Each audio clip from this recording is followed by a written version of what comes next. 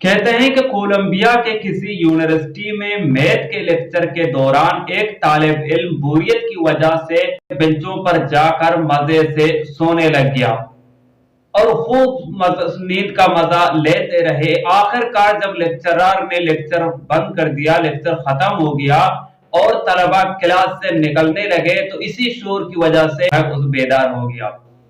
بیداری کے بعد وہ طلبہ نے وائٹ بورڈ کی طرف دیکھا تو لیکچرار نے 2 سوال لکھے ہوئے تھے۔ اس نے ان کو اسائنمنٹ سمجھ کر جلدی جلدی اپنی نوٹ بک میں محفوظ کر دیا اور اسی رفتار سے باہر چلے گئے۔ گھر آ کر اس نے سوچا کہ یہ جو 2 سوالات ہیں یہ لیکچرار نے لکھے ہیں، لہٰذا ان کو حل کرنا ہے۔ اس نے ادھر ادھر کوشش کیا تو یہ 2 سوال اسے بہت مشکل اور بھاری معلوم ہوئے۔ بالآخر 4 دن بعد اس نے ایک سوال حل کر دیا۔ میتھ کا اگلا سیشن 4 دن بعد جب دوبارہ شروع ہو گیا تو یہ دیکھ کر حیران رہ گیا کہ لیکچرار نے کسی سے بھی پوچھا تک نہیں ان سوالات کے بارے میں اور اگلے ٹاپک پر اس نے لیکچر دینا شروع کی۔ یہ دیکھ کر اس طالب علم نے خیال کیا کہ اتنی محنت کیا ہے، 4 دنوں کے بعد ایک سوال حل کر کے بہت محنت اور مشقت کے ساتھ یہ ایک سوال حل کر کے آیا ہوں اور لیکچرار نے پوچھا تک نہیں۔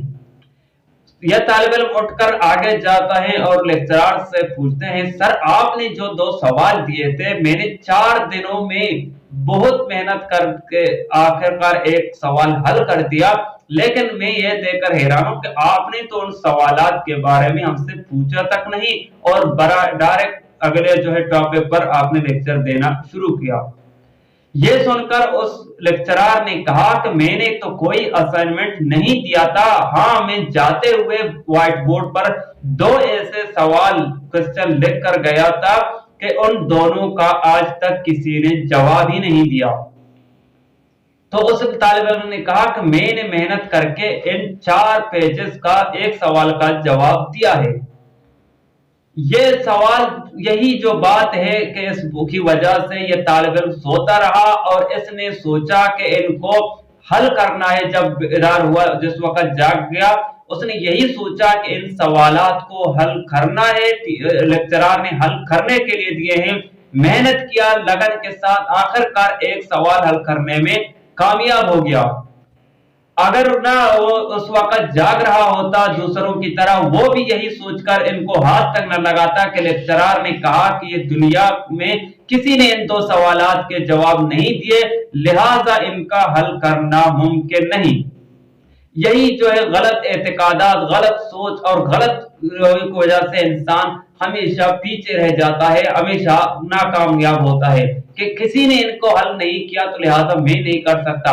کوئی کہتا ہے بڑے بڑوں کے سامنے یہ سوالات آ گئے، یہ حالات آ گئے، یہ وقت آ گئے، وہ اس سے مسئلہ یہ ہے کہ ناکام ہوئے لہٰذا نہیں ہو سکتا۔ یہ نہیں ہو سکتا والا جو آپشن ہم اکثر استعمال کرتے ہیں اور یہی ہماری ناکامی کی وجہ ہے۔